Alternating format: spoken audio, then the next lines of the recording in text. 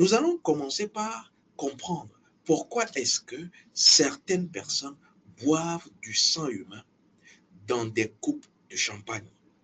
Je vais d'abord commencer par parler de la coupe de champagne avant qu'on aille au sang. Lorsqu'on parle de la coupe de champagne, cette coupe qui est cette forme de verre que vous avez derrière moi n'est en réalité pas anodin. Vous devrez savoir que dans nos traditions africaines, on n'utilise pas cela.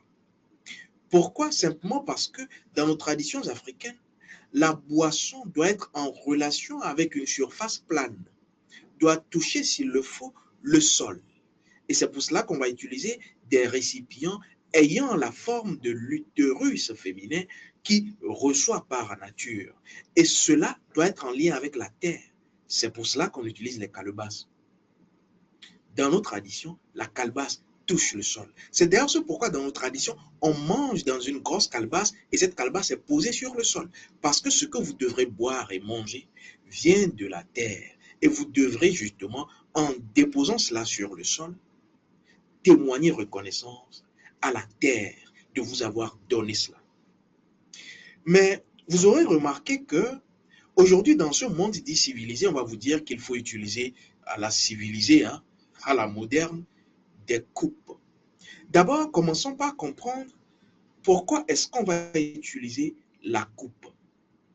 La coupe, en réalité, n'est pas africaine. Cette coupe-là, où vous verrez donc le haut arrondi, ce trait effilé et cette base est en réalité l'être humain renversé. Si vous voulez que je vous l'explique encore mieux, est en réalité, dans le monde sectaire et sorcier, le crâne renversé. Pourquoi? Prenez simplement cette coupe et vous allez comprendre. La coupe de champagne,